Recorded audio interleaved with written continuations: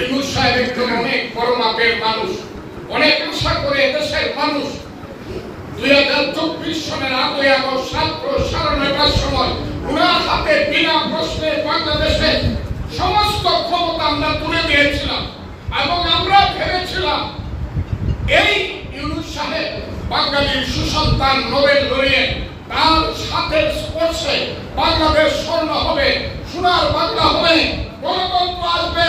মানুষ বছরের পর বছর ভোট দিতে পারে না, সেই গণতন্ত্রের ভোট দিয়ে একটা নির্বাচিত সরকার আসবে।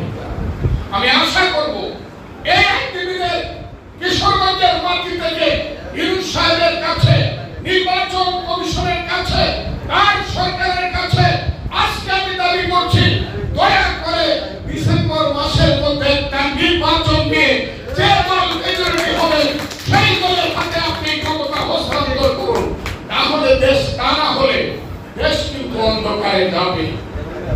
আজকে আমাদের এই কথা আমরা সবাই মিলে চেষ্টা করব এই দেশে একটা গণতন্ত্র আনতে, গণতান্ত্রিক একটা রাষ্ট্র ব্যবস্থা আনতে, ভোট আনতে।